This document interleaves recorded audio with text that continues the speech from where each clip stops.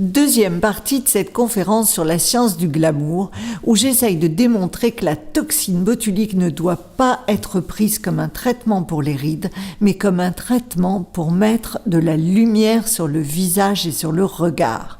Lors de la première partie, j'avais conclu que les premiers professionnels de la beauté à avoir, entre guillemets, botoxé leurs clients, c'étaient les photographes glamour. Et ils avaient des théories écrites. Le comment et le pourquoi, il fallait se concentrer sur le front. On va commencer par le comment. Ils avaient deux principes de base. Le premier, il fallait faire un point lumineux que les photographes appelaient la lumière clé, et ce point lumineux était concentré sur le front comme vous le voyez. Pas mis n'importe comment, mais mis de façon intelligente. Voilà le visage de Jean Harlow, photographié par les paparazzis de l'époque, à la lumière du jour, juste avant cette séance photo. Regardez d'ailleurs, elle est maquillée et coiffée de la même manière, mais elle est à la lumière du jour. Et là, son regard est sombre, triste et enfoncé. Lorsqu'elle est photographiée et illuminée par le photographe, regardez, ce regard devient enjoué, gai, extrêmement ouvert et séducteur. Autre exemple, Catherine Grayson. En haut à droite, on voit que son front était large, presque pesant sur ses yeux, alors qu'elle n'avait que 20 ans.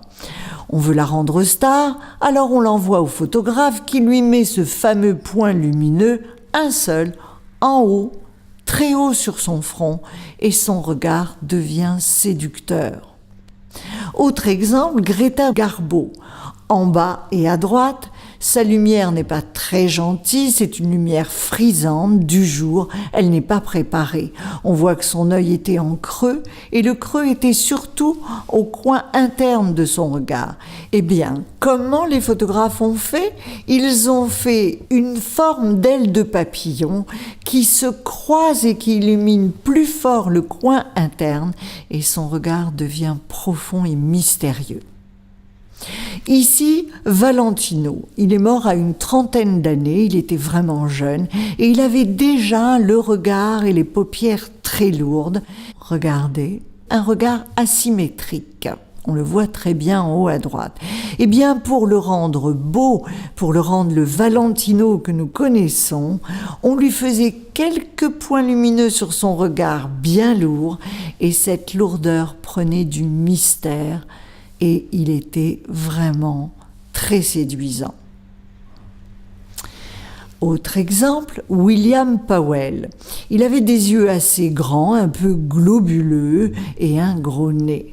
Eh bien, regardez intelligemment, on glisse la lumière qui prend son nez et qui donne beaucoup de mystère à son regard et qui nous interpelle.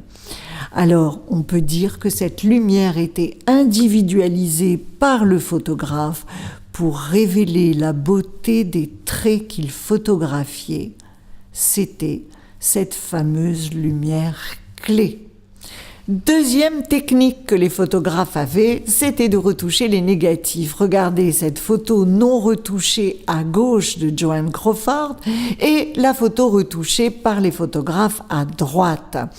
Ils augmentaient ce qu'ils appelaient le contraste lumineux. Et où il était augmenté ce contraste lumineux ? Sur le front.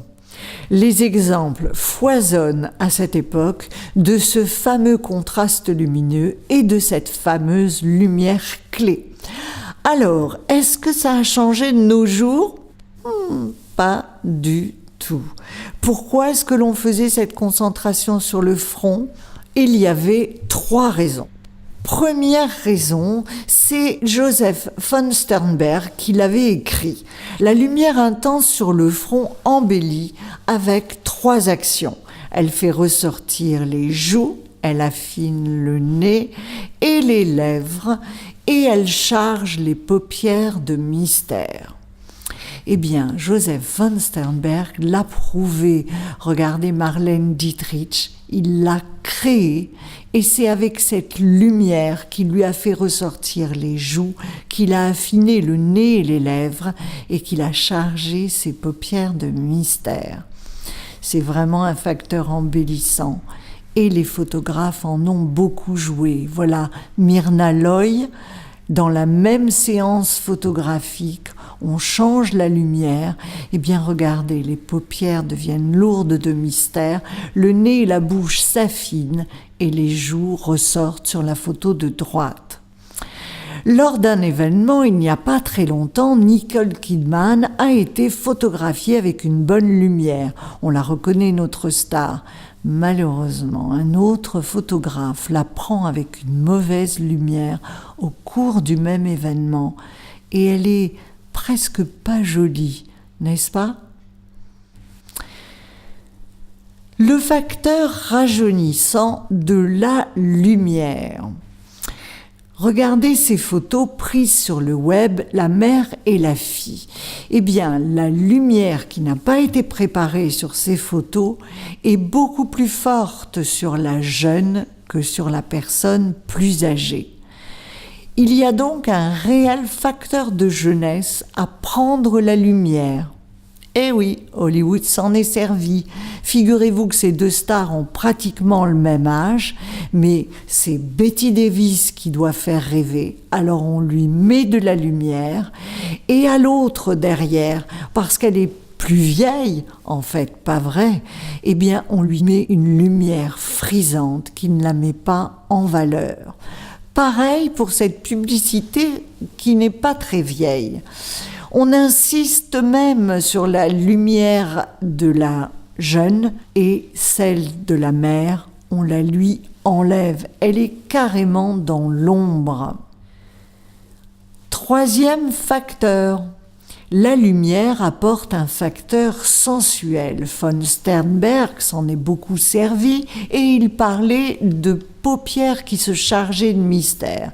Moi, je rajoute, c'est jamais vulgaire, c'est toujours spirituel et ça charge en mystère et en sensualité. Qu'on ait ou qu'on n'ait pas des rides, regardez Joan Crawford sur cette photo, elle en a. La photo a été retouchée, on ne lui a pas enlevé ses rides. Pareil ici pour Jean Tierney. Pareil pour Maria Schell. Et chez les hommes, ici Laurence Olivier, il a ses rides, on les lui laisse. Là, cet homme dans une publicité, il est jeune, il est beau, il a des rides, mais elles sont lumineuses. Alors je résume, un facteur embellissant, un facteur rajeunissant, un facteur sensuel. Et tout ça grâce à la lumière sur le front. C'est même ce qu'on appelait le hit facteur. Vous connaissez la hit girl dont on parle? Eh bien, cette hit girl, elle avait le hit facteur.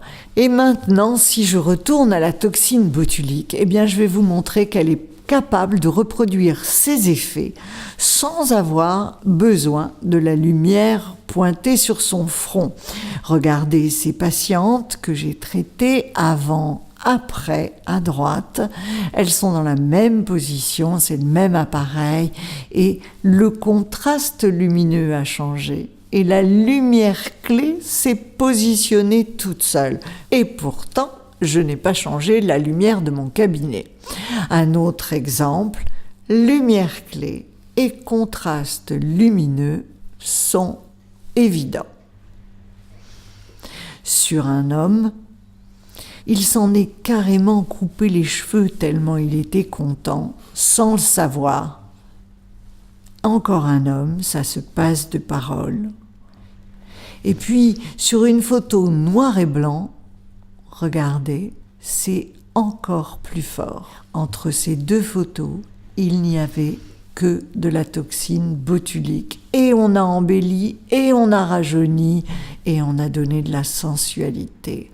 Même sur des paupières lourdes, comme celle-ci, ça paraît moins fatigué, le nez paraît plus fin, la bouche plus fine et mieux dessinée, et les joues remontées. Pareil pour cet homme, il a une forte expression, elle reste forte, mais c'est plus lumineux. Et puis, lorsque les regards sont très fatigués, eh bien on les adoucit. Lorsqu'ils sont défraîchis, on les rafraîchit. Lorsqu'ils sont lourds, on les rend plus jeunes, plus lumineux. Et puis, chez les jeunes, c'est souvent plus spectaculaire. Regardez, les sourcils sont remontés. Un beau regard bien fatigué qui reprend toute sa beauté. Un regard enfoncé, presque inquiétant, qui devient plus lumineux, plus grand. Et puis cette femme, on se dit, elle a dû être belle, mais non, elle est encore belle. C'est plus sexy, vous ne trouvez pas ? Alors il y a beaucoup de manières pour faire de la toxine botulique. Et toutes ces manières, je vous en parlerai dans la 3e partie si cela vous intéresse. Et je vous remercie de votre attention.